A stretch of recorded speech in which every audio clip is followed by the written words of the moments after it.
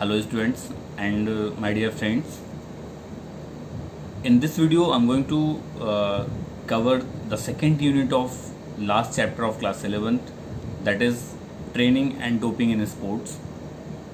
Already I have covered the major content of this chapter, like meaning and concept of training, and after that the principles of sports training, warming up and importance of warming up, then the principles of warming up, what are the benefits of warming up, and after that in last video we have already discussed about the principles of limbering down, cooling down, and what are the benefits of cooling down. Now I'm going to discuss about the skill, style, technique, tactic, and strategy. After that we'll discuss about the second part of the chapter, doping. What are the types of doping or the methods of doping. Then we'll discuss about the substances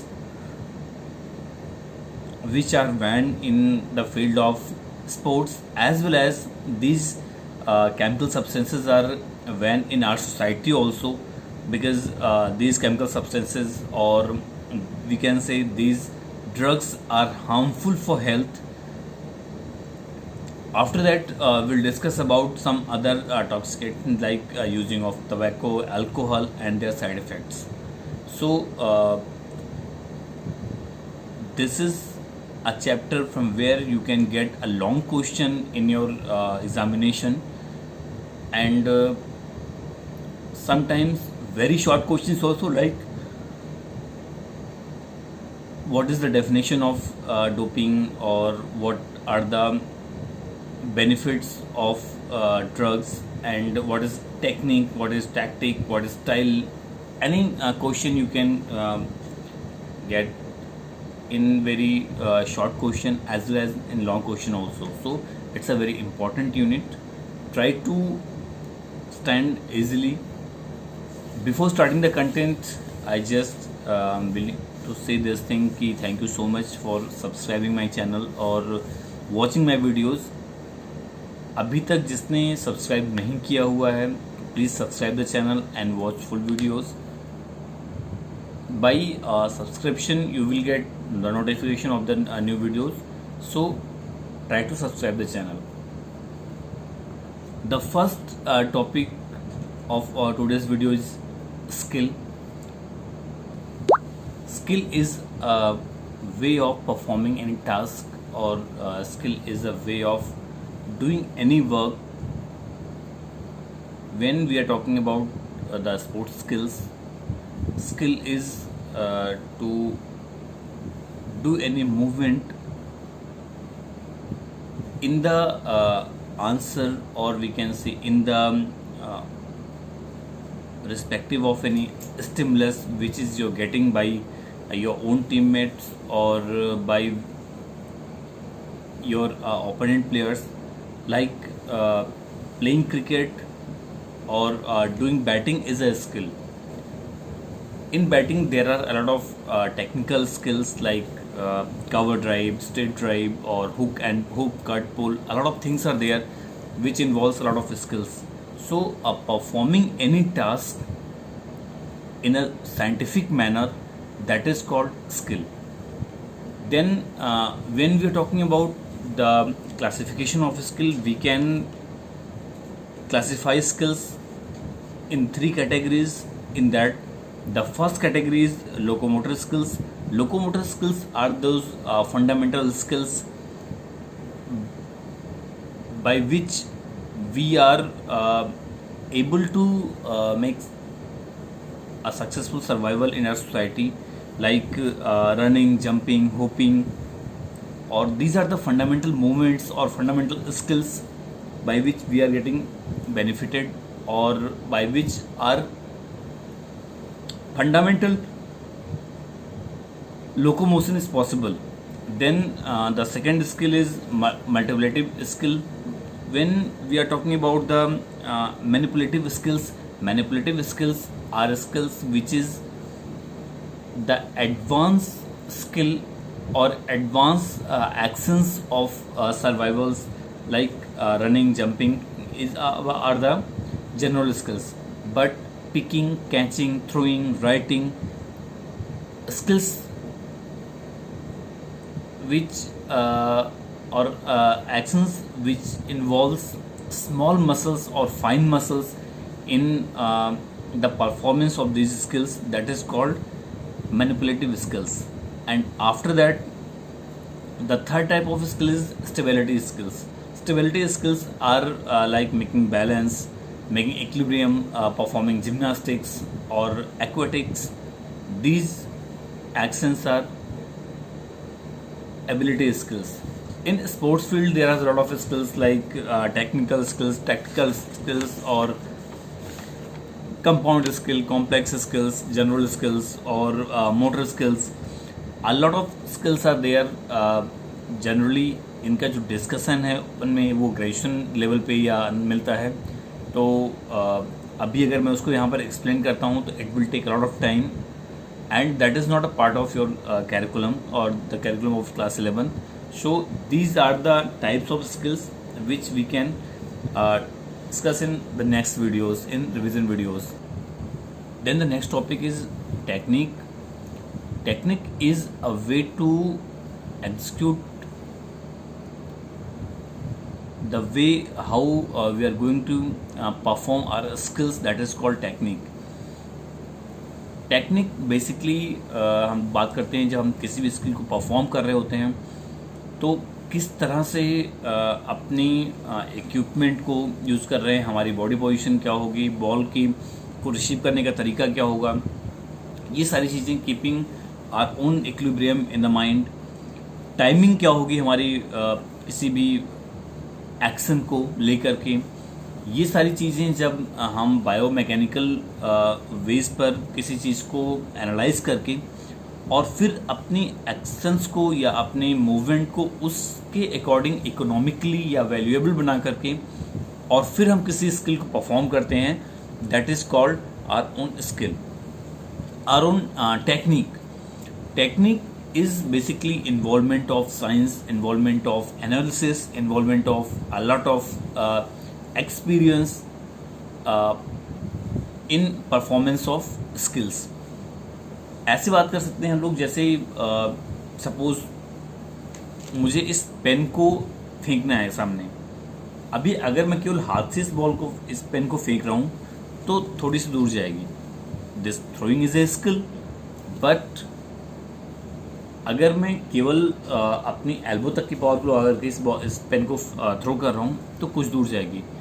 अगर मैं elbow से और shoulder दोनों की ही power को लगा करके और फिर मैं इस पेन को थ्रो कर रहा हूँ, थोड़ी और दूर जाएगी. बट अगर मैं अपने पूरी बॉडी की जर को यूज़ करके और फिर इस पेन को फेंक रहा हूँ तो ये काफ़ी दूर जाएगी. यहाँ पर इन्वॉल्वमेंट क्या है? F is equal to ma, force is equal to mass into acceleration. Mass हमारी बॉडी का धीरे धीरे बढ़ रहा है, एक्सेलरेशन हमारी सारी जॉइंट्स की जो फोर्स से आ रहा है, जो एक्सेलरेशन जनरेट हो रहा है. अब ये कैसे आता है? ये जो साइंटिफिक अप्रोचेस हैं उसको इन्वॉल्व करके उसके इम्प्लीमेंटेशन से, साथ में बाय द एक्सपीरियंस और by the coaching methods, player will come to know about the techniques of the skill.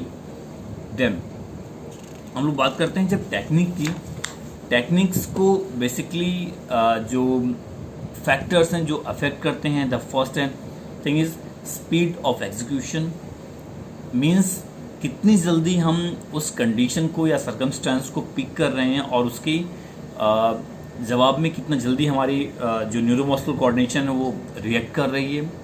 Then pressure from opponent, means whenever we are going to perform or whenever we are playing any match or any competition, there is always a great pressure of opponent and his performance. So under pressure we have to perform, we have to use our brain, or it is up to our own decision making qualities how we are going to execute our own technique or our own skills in a technical way. Then physiological consideration, and psychological consideration, जिसको हम लोग basically psychophysical balance बोलते हैं। जब हम physical और physiological जो हम और साथ में साइकोलॉजिकल एस्पेक्ट्स को इन्वॉल्व करते हैं, तो वहाँ पर हमारा एक साइकोफिजिकल बैलेंस की बात हम लोग करते हैं। हमारा जितना बेटर ब्रेन का कंट्रोल हमारी बॉडी पर होगा और बॉडी जितनी अच्छी तरीके से ब्रेन के जो इम्पल्सेस हैं, ब्रेन के जो स्टिमुलसेस हैं उसको फॉलो कर सकते हैं, तो ऐसे कंडीशन में ऑटोमेटिकली हमारा जो टेक्निक है वो स्ट्रांग हो जाएगा या उसको एग्जीक्यूट करने की जो हमारी कैपेसिटी है वो बढ़ जाएगी। देन बात करते हैं mastery of experience. Mastery of experience comes by training and bye practice. it has been said that practice makes a man perfect. Suppose अगर हमें किसी, मैं एक छोटा सा एग्जाम्पल क्रिकेट की ले रहा हूँ, अगर हमें किसी पर्टिकुलर बॉल पर कोई प्रॉब्लम हो रही है खेलने में, तो हमें उस पर्टिकुलर बॉल के साथ में हमें टेक्निकली उसकी एक बायोमैकेनिकल एनालिसिस करनी चाहिए अपनी स्किल की, कि हमारा बैलेंस कहाँ पे गड़बड़ हो रहा है, हम बॉल को पिक क्यों नहीं कर पा रहे हैं, क्या हमारी बैकलिट में कोई प्रॉब्लम हो रही है, या हमारे हेड की पोजीशन पहले से डाउन हो रही है या अप है। Just go with the technical analysis and it comes by experience of the player. So these things are involved in techniques. Then बात करते हैं स्टाइल की। Style is basically a way of implementation of techniques in skills। ठीक है, हम कोई भी skill में अपने टेक्निकलिटी को कैसे इन्वॉल्व करते हैं, ये हर एक प्लेयर की स्टाइल पर डिपेंड करती है। ठीक है, अभी हर कोई क्रिकेट देख रहा है, मैं फिर वापस अगला जो एग्जांपल हो क्रिकेट से ले रहा हूँ, क्योंकि आई एम ऑल्सो क्रिकेटर, तो ज़्यादा एग्जांपल मुझे वहाँ से लेना पसंद है। सेम एक बॉल को खेलते हुए एक बैट्समैन की जो स्टाइल है वो चेंज हो सकती है। एक जो ऑलमोस्ट बॉडी लाइन बाउंसर है या शॉर्ट पिच बॉल है, उसको खेलने के लिए एक प्लेयर लेफ्ट करने की कोशिश करता है कि मैं छोड़ दूँ, it's a risky ball. Just opposite एक दूसरा प्लेयर स्टेप आउट करके बाहर आता है और उस बॉल की हाइट को कम करके और उसको हुक या पुल के लिए कन्वर्ट करता है। वहीं पर ऐसे भी प्लेयर्स हैं जो बैकफुट पर जा करके उसी बॉल को पॉइंट लाइन के ऊपर से कवर पंच करते हैं, लाइक वीरेंद्र सहवाग। अब बॉल सेम है, एक ही बॉल को डिफरेंट प्लेयर्स अपनी डिफरेंट टेक्निक्स को लगा करके और उसको उसके ऊपर अपने शॉट्स एग्जीक्यूशन कर रहे हैं। मीन्स हर एक प्लेयर की अपनी एक ओन स्टाइल होती है और उस स्टाइल को फॉलो करने के लिए उनको अपनी टेक्निक्स को अपने वे में इन्वॉल्वमेंट या उसका इम्प्लीमेंटेशन करना होता है। देन हम लोग बात करते हैं, हमने ऑलरेडी डिस्कस किया हुआ अबाउट है स्किल के बारे में, टेक्निक के बारे में और स्टाइल के बारे में। अब हम लोग डिस्कस करेंगे स्ट्रेटजी। स्ट्रेटजी बेसिकली जब हम बात करते हैं स्ट्रेटजी की का मतलब होता है कि हमारी जो ओपोनेंट है या हमारी जो विरोधी टीम है, हमें उसके स्ट्रॉन्ग और वीक जोन के बारे में पता होना चाहिए और इन दोनों ही जोन को हमें नॉलेज में रखते हुए हमारी जो प्रिपरेशन है हमारे इधर दैट इज़ बॉलर्स और बैट्समैन, ये फेस करना होता है कि हमें किस तरह से उनके जो अटैक होंगे उसको किस तरह से हमें न्यूट्रलाइज करना है। Plus keeping climatic conditions and equipmental error in the mind, because जब हम ऐसी बात कर रहे हैं, जब हम कहीं पर खेलने जा रहे होते हैं like as opener batsman, we should know about the opener bowlers कि जो बॉलर्स हमें मिलने वाले हैं उनकी स्पीड क्या हो रही है। प्लस मैंने बोला climatic condition and equipmental condition. Climatic condition means जहाँ पर हमें ओपन करना है या जहाँ हमें क्रिकेट खेलना है वहाँ पर मॉर्निंग का वेदर कैसा होता है, दोपहर का वेदर कैसा है, इवनिंग वेदर कैसा होने वाला है, तो इसका भी सिलेक्शन अगर हमें चांसेस मिल रहे हैं तो we can select accordingly. Plus equipments means wicket हमें कहाँ तक सपोर्ट कर रहा है, बॉल का नेचर क्या होगा, अगर ड्यू पड़ रही उस फैक्टर का नेचर क्या होगा, ये सब ध्यान में रखते हुए हम एक जो अपनी रणनीति तैयार करते हैं, एक जो हम अपना तैयार करते हैं, जो सामने की जो अटैक लाइन है उसको आंसर करने के जो एक ब्लूप्रिंट तैयार करते हैं, that is called strategy.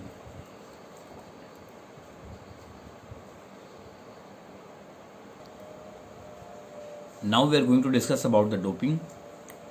Doping is a procedure, or doping is a method by which we are going to get advantage in performance, or these are the techniques or methods by which we can enhance our performance level.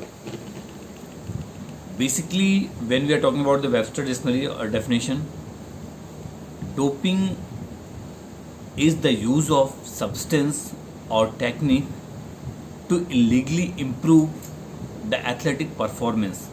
Means जब हम कभी भी किसी भी sports competition की बात करते हैं, या ओलंपिक वैल्यूज़ की बात करते हैं, या ओलंपियंस की बात करते हैं, the primary motto is to measure और टू चेक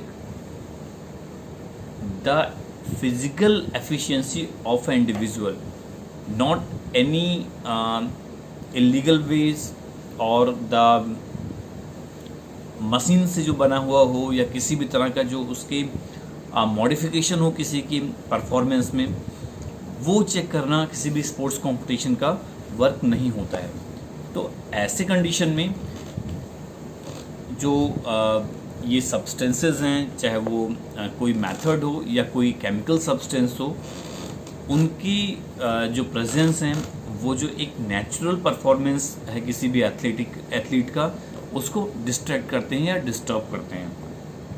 अब हम लोग डोपिंग की बात करते हैं. डोपिंग में बेसिकली कुछ ऐसे सब्सटेंसेस या कुछ ऐसे केमिकल सब्सटेंसेस लोग यूज़ करते हैं जिससे कि उनका जो नेचुरल परफॉर्मेंस लेवल है वो ऑटोमेटिकली बढ़ जाता है, या तो या ऐसे सब्सटेंसेस ज़्यादा एनर्जी प्रोवाइड करते हैं, या फिर प्लेयर की जो थकान की लेवल है उसको कम कर देते हैं, जिससे प्लेयर बहुत ज़्यादा देर तक आराम से अपने परफॉर्मेंस को कंसिस्टेंटली कंटिन्यू कर सकता है, और वो अपने ओपोनेंट को या जो उसका विरोधी टीम का प्लेयर है उसको आसानी से वो हरा सकता है. Doping was first of all reported in 1904 in World Athletics Competition. उसके बाद में डिफरेंट एजेंसीज ने इसके लिए रिकमेंडेशन दिया कि there should be a form और there should be a committee to control the use of this type of chemical substances. Finally, in 1999, World Anti-Doping Agency was formed by International Olympic Committee. And अगर हम बात करते हैं world anti doping agency की, तो basically इसका जो primary work है to enhance the human capacities in a natural condition. जितने भी इस तरह के ड्रग्स के जो यूजेस हैं उसको रोकना है. ड्रग्स का जो एक कह सकते हैं सोसाइटी में जो उसका प्रचार प्रसार है उसको बंद करना है. साथ में वर्ल्ड एंटी डोपिंग एजेंसी जितने भी किसी भी एमेचर फेडरेशन के अंडर रजिस्टर्ड एथलीट हैं उनको टाइम टू टाइम उनके डोप टेस्ट के लिए बुलाती रहती है, और किसी भी प्लेयर की इवन किसी भी फेडरेशन की या किसी भी ऑर्गेनाइजेशन की कंप्लेन पर भी ये जो एजेंसी है ये वर्क करती है और प्लेयर का डोप टेस्ट करती है. इसकी जो दूसरी नेशनल लेवल पर गवर्निंग बॉडी है, that is national anti doping agency, established in 1928 in India. इसकी जो इसका काम ऑलमोस्ट सिमिलर है वर्ल्ड एंटी डोपिंग एजेंसी की. नेशनल लेवल पर जितने भी कॉम्पिटिशन्स होते हैं वहाँ पर ड्रग्स की यूटिलाइजेशन को रोकना, साथ में प्लेयर्स को टाइम टू टाइम बुलाते रहना उनके डोप टेस्ट के लिए. साथ में प्लेयर्स के लिए मोटिवेशनल कैंप्स और रिव्यू सेक्शंस ऑर्गेनाइज करना, by which they will be benefited and उनको एक नॉलेज मिलती रहे कि which are the prohibited substances, ऐसे कौन से वो केमिकल मटेरियल्स हैं या मेडिसिन्स हैं जिनको एंटी डोपिंग एजेंसी, चाहे वो इंटरनेशनल डोपिंग एजेंसी हो जिसको हम लोग वाडा बोलते हैं, वर्ल्ड एंटी डोपिंग एजेंसी, या जो नेशनल डोपिंग एजेंसी है नाडा, दोनों ने उसको रिस्ट्रिक्टेड किया हुआ है। तो इसको हमेशा ध्यान में रखना चाहिए। डोप और drugs were band in sports in 1928। अब बात करते हैं what is the procedure of testing dope in a player. तो जब भी हम बात करते हैं टेस्ट की, तो वर्ल्ड एंटी डोपिंग एजेंसी का इंटरनेशनल लेवल पर और नेशनल जो डोपिंग एजेंसी है नाडा, उसका नेशनल लेवल पर ये ड्यूटीज़ बन जाती है कि before competition, during competition and after competition वो किसी भी प्लेयर को जो एक रजिस्टर्ड फेडरेशन के थ्रू पार्टिसिपेट कर रहा है किसी भी इवेंट में, उनको बुला सकती है डोप टेस्ट के लिए। ठीक है, बिफोर गेम, ड्यूरिंग गेम और आफ्टर गेम, कभी भी। आफ्टर गेम इसलिए क्योंकि बिफोर गेम इसलिए क्योंकि प्लेयर्स जनरली अपनी प्रिपरेशन पीरियड में ही ड्रग्स का यूज़ करते हैं, by which will be enhance their physical capacity और देयर परफॉर्मेंस। ड्यूरिंग गेम इसलिए क्योंकि कुछ ऐसे केमिकल सब्सटेंसेस होते हैं जो प्लेयर्स ड्यूरिंग गेम यूज़ करना पसंद करते हैं, या जिसका जो इफेक्ट है वो शॉर्ट टर्म है, तो ड्यूरिंग गेम ही वो उसकी फिजिबिलिटी होती है। देन आफ्टर गेम इसलिए कि जब भी कोई प्लेयर किसी भी केमिकल सब्सटेंसेस को यूज़ कर रहा है अपनी मेडिकल या अपनी फिजिकल कैपेसिटी को बढ़ाने के लिए, ऐसे कंडीशन में इसका जो साइड इफ़ेक्ट है या इसका जो प्रेजेंस है वो ब्लड में और यूरिन में काफ़ी टाइम तक बना रहता है। तो अगर आफ्टर कंपटीशन भी कोई किसी एथलीट को, जो इंटरनेशनल डोपिंग एजेंसी है, अगर वो चेक करना चाहती है या कवर करना चाहती है, तो कवर करके या उनका टेस्ट करके एग्जैक्टली प्लेयर की जो कंडीशन है उसको चेक कर सकती है। नाउ बात करते हैं किस तरह से सैंपल कलेक्शन करते हैं। तो बेसिकली दो तरह का सैंपल कलेक्शन होता है, यूरिन टेस्ट और ब्लड टेस्ट। जब भी एंटी डोपिंग एजेंसी या नेशनल डोपिंग एजेंसी किसी भी प्लेयर को उसकी यूरिन टेस्ट के लिए सैंपल या ब्लड टेस्ट के लिए सैंपल लेती है, तो हमेशा उसका 3 जो सैंपल बनाया जाता है, तो जिसमें 2 सैंपल, एक सैंपल होता है प्राइमरी टेस्ट के लिए जो कि इंटरनेशनल ओलंपिक फेडरेशन है वो अपने पास रखती है। Second test is for confirmation test and the third test is for the player. The player also can if the player is going to challenge the test result of the WADA or NADA, means World Anti-Doping Agency or National Anti-Doping Agency, in that condition वो जो third sample है उसको वापस किसी भी एक third agency से या किसी भी एक थर्ड लैब से टेस्ट कराया जा सकता है। ठीक है, इन सारे सैंपल्स की जो सीलिंग होती है, जो पैकिंग होती है, वो प्लेयर्स के हमेशा सामने होती है, और इसको जब ओपन भी किया जाता है तो प्लेयर के प्रेजेंस में ही किया जाता है।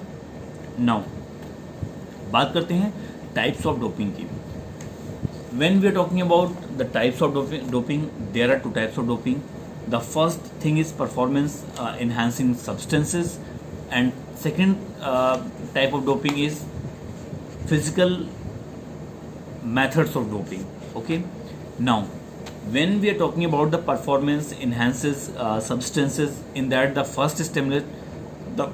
first performance enhancing substance is stimulants.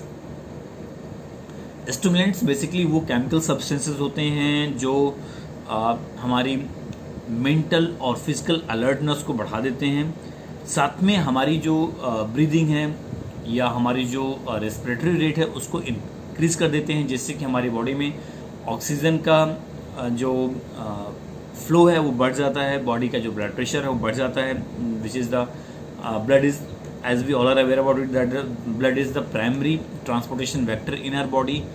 तो ऑटोमेटिकली ऑक्सीजन की प्रेजेंस बढ़ने से हमारी बॉडी ज़्यादा एक्टिव हो जाती है और ज़्यादा अलर्ट हो जाती है, देन जिससे हमारा ब्रेन और बॉडी दोनों ही ज़्यादा तेज़ काम करने लगते हैं। इनमें कुछ के नाम बताता हूँ जो स्टिमुलेंट्स हैं, जिसमें आता है कोकीन, एम्फेटामिन्स और ephedrine. These are the stimulants which can be used by a athlete. Then बात करते हैं एनारोबिक एस्टेरॉइड्स की। एनारोबिक और एनाबॉलिक जो एस्टेरॉइड्स हैं, एनाबॉलिक एस्टेरॉइड्स बेसिकली ये हमारे मसल मास को बढ़ा देते हैं, जिससे कि बॉडी में ब्लड कैपिलरीज बढ़ जाता है, सेल्स का साइज बढ़ जाता है और ब्लड का फ्लो तेज़ होता है। ज़्यादा इंक्रीज जब ब्लड कैपिलरीज होंगी तो ब्लड का फ्लो तेज़ होगा और मसल्स की जो ऑक्सीजन अपटेक कैपेसिटी ऑटोमेटिकली बढ़ जाएगी, जिससे मसल्स ज़्यादा लंबे टाइम तक बिना थके काम करने के लिए कैपेबल हो जाते हैं। देन बात करते हैं TGH की, ह्यूमन ग्रोथ हार्मोन की। Human growth hormone is basically जो हमारा बॉडी का या हमारी साइज और बॉडी साइज का जो ग्रोथ है उस पर डिपेंड करता है, इस हार्मोन पर डिपेंड करता है। बेसिकली इसका जो काम होता है वो हमारे ब्लड में हीमोग्लोबिन सेल्स को बढ़ा देता है, जिससे हमारे ब्लड की हीमोग्लोबिन की जो ऑक्सीजन कैरिंग कैपेसिटी वो बढ़ जाती है। क्योंकि हमें ये पता है हमारे जो लंग्स में ऑक्सीजन आता है उसको एज ए ट्रांसपोर्टेशन वेक्टर हमारे ब्लड में प्रेजेंट हीमोग्लोबिन ऑक्सीजन के साथ रिएक्ट करके ऑक्सी हीमोग्लोबिन का मॉलिक्यूल बनाता है और वो हमारी पूरी बॉडी में सर्कुलेट होती है। साथ में बॉडी पार्ट्स में जहाँ पर भी कार्बन डाइऑक्साइड प्रेजेंट होता है, जो ये हीमोग्लोबिन का पार्टिकल है, ये अपनी जो ऑक्सीजन मॉलिक्यूल है वो वहाँ पर रिलीज़ कर देती है और कार्बन डाइऑक्साइड मॉलिक्यूल के साथ में रिएक्शन करके कार्बोक्सी हीमोग्लोबिन बना करके वापस लंग्स में लेकर आती है, जो कि हम ब्रीद आउट करते समय बॉडी से अपने बाहर निकाल देते हैं। देन बात करते हैं नारकोटिक्स की। नारकोटिक्स में ढेर सारे ऐसे केमिकल सब्सटेंसेस आते हैं, जिसमें आता है हेरोइन, मॉर्फिन और ढेर सारे और भी केमिकल सब्सटेंसेस हैं जो कि हमारी बॉडी को पेन फ्री बना देते हैं। पेन फ्री का मतलब है कि हमारी बॉडी के जो सेंसेस हैं वो ब्लॉक कर देते हैं और साथ में हमारा जो पेरिफेरल नर्वस सिस्टम है उसकी सेंसरी प्रोसेसिंग सिस्टम को लॉक कर देते हैं, जिससे अगर हमारा सेंसरी प्रोसेसिंग सिस्टम लॉक होगा तो इससे हमारी बॉडी या हमारी मसल्स में क्या रिएक्शंस चल रहे हैं, कहाँ पर लैक्टिक एसिड फॉर्मेशन हो रहा है, कहाँ पर थकान हो रही है, वो हमें पता नहीं चलती, हमारे ब्रेन को पता नहीं चलती है और इससे प्लेयर ज़्यादा देर तक बिना थके हुए काम करता रहता है। देन बात करते हैं डायूरेटिक्स की। डायूरेटिक्स का काम होता है हमारी बॉडी से फ्रिक्वेंटली यूरिन को बॉडी से बाहर करना या फ्रिक्वेंट यूरिनेशन की प्रोसेस को बढ़ाना। इसका काम बेसिकली प्लेयर्स इसलिए इसको यूज़ करते हैं ताकि बॉडी से बहुत देर तेज़ी से पसीना और यूरिन के फॉर्म में जो वाटर है वो ड्रेन हो जाए या निकल जाए, जिससे कि उनका वेट कम हो सके और वो अपनी जो एक्चुअल वेट कैटेगरी है उससे कम की वेट कैटेगरी में फाइट कर सकें और वो अपने एक्चुअल कंडीशन से कम में अगर फाइट करेंगे तो ऐसे कंडीशन में उनको एडवांटेज मिल सकता है पावर का, वेट का और फाइट करने की कैपेसिटी और एक्सपीरियंस का, जिससे कि वो आराम से मैच जीत सकते हैं। डायूरेटिक्स बेसिकली रेसलर के द्वारा यूज़ किया जाता है। ऐसे गेम्स जिसमें बॉडी वेट की थ्रू कैटेगरी बनाई जाती है वहाँ पर यूज़ किया जाता है। लाइक बॉक्सिंग में 70 kg, 50 kg, 55 kg, 45 kg, 45 kg, 40 kg की जो वेट कैटेगरीज होती हैं, इसमें प्लेयर्स अपना वेट कम करने के लिए इसको यूज़ करते हैं। देन बात करते हैं बीटा ब्लॉकर्स की। बीटा ब्लॉकर्स एक ऐसे केमिकल सब्सटेंसेस हैं जो हमारी बॉडी के हार्ट रेट को डाउन कर देते हैं। लाइक जो ऐसे एक्शंस या ऐसे ही स्पोर्ट्स एक्टिविटीज़ हैं जहाँ पर बहुत हाई लेवल कंसंट्रेशन की ज़रूरत पड़ती है, वहाँ पर बीटा ब्लॉकर्स यूज़ किया जाता है, क्योंकि वो हमारी स्टिमुलेंट्स को ब्लॉक करके हमारी माइंड को रिलैक्स कर देते हैं। देन एक और जो केमिकल सब्सटेंस है उसको बोलते हैं हम लोग ग्लूकोकॉर्टिकोस्टेरॉइड्स। ग्लूकोकॉर्टिकोस्टेरॉइड्स का बेसिकली काम होता है, this is a group of steroids जो हमारी बॉडी को पेन फ्री फील कराते हैं। हमारी बॉडी से कई बार कुछ ऐसे भी सब्सटेंसेस हैं जो बेसिकली बॉडी में लैक्टिक एसिड फॉर्मेशन को डिले करते हैं। तो these are the chemical substances by which a athlete can do doping. Then हम बात करते हैं फिजिकल मेथड्स की। There are 2 methods of doping in physical form. The first is blood doping, second one is gene doping. Blood doping की जब हम बात करते हैं तो बेसिकली ब्लड का एक मेजर रोल है हमारी बॉडी में एनर्जी लेवल को बढ़ाना। अब अगर हम अपनी बॉडी में एनर्जी लेवल को बढ़ाना है तो ऐसे कंडीशन में हमें ब्लड में हीमोग्लोबिन की जो प्रेजेंस है उसको बढ़ाना होगा। उसके लिए बेसिकली जो ये मेथड यूज़ किया जाता है ब्लड डोपिंग का मेथड, किसी भी एथलीट के ब्लड को पहले से ही यूनिट या 2 unit as per the condition और डिमांड ऑफ द प्लेयर उसको निकाल करके उसको फ्रीज करके और उसमें ऑक्सीजन की या हीमोग्लोबिन की जो नंबर्स हैं प्रेजेंट्स हैं उसको बढ़ा दिया जाता है। और बिफोर कॉम्पिटिशन 24 आवर्स और 36 hours it is up to the method और द प्लेयर्स कैपेसिटी, उसको इंक्रीज्ड नंबर ऑफ ऑक्सीजन और इंक्रीज नंबर ऑफ हीमोग्लोबिन के साथ में वापस प्लेयर की बॉडी में इंजेक्ट कर दिया जाता है, जिससे कि प्लेयर का जो ब्लड है ज़्यादा ऑक्सीजनेटेड होता है और उसमें थकान कम होती है। ठीक है, देन हम लोग बात करते हैं जीन डोपिंग की। जीन हम लोग पहले से जानते हैं ये चीज़ कि हमारा जो परफॉर्मेंस है, हमारा जो फिजिक है, हमारा जो शरीर है, ये सारी चीज़ें जो कंट्रोल होती हैं वो हमारे क्रोमोसोम से, हमारे जीनोम से होती है, जो हमें हमारे पेरेंट्स से मिला हुआ है। ऐसे कंडीशन में जब एक यूनिसेलुलर जाइगोट होता है मदर के ओम में या मदर के पेट में, उसको बाय जेनेटिक इंजीनियरिंग उस क्रोमोसोम में, क्योंकि हमें पता है कि जिन जो क्रोमोसोम्स हैं उसमें सेगमेंट्स होते हैं, उस सेगमेंट को निकाल करके किसी पर्टिकुलर कैरेक्टरिस्टिक के जीन को वहाँ पर फिक्स किया जाता है ताकि जो प्लेयर है उसकी फिजिकल कैपेसिटी बढ़ जाए या वो ज़्यादा बेटर परफॉर्मेंस कर सके किसी भी प्लेयर में। अब बात करते हैं कि what is the reason of doping in sports. When we are talking about the reasons of the doping in sports, there are a lot of reasons. Like the first and foremost thing is to win by a illegal method. जब भी हम doping के substances को या methods को use करते हैं तो जो एक्चुअल कंडीशन है किसी प्लेयर का या जो एक्चुअल कैपेसिटी है किसी प्लेयर की, वो इंक्रीज कर जाती है, बढ़ जाती है और उसके लिए आसान हो जाता है अपने कॉम्पिटिशन्स को जीतने में। देन बात करते हैं हम लोग कुछ और इसके इफ़ेक्ट्स की, लाइक जो ये केमिकल सब्सटेंसेस हैं या प्लेयर में फटीग या थकान को डिले कर देते हैं, जल्दी प्लेयर थकता नहीं है, जिससे वो काफ़ी देर तक बिना थके हुए परफॉर्मेंस कर सकता है या परफॉर्म कर सकता है।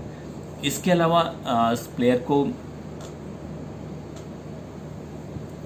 जो पेन है उसका उस बॉडी पार्ट का कनेक्शन ब्रेन से तोड़ देता है या ब्लॉक कर देता है उस स्टिमुलस के प्रोसेसर को, जिससे कि हमें थकान फील नहीं होती है या कोई इंजरी कंडीशन में बहुत ज़्यादा पेन नहीं होता है।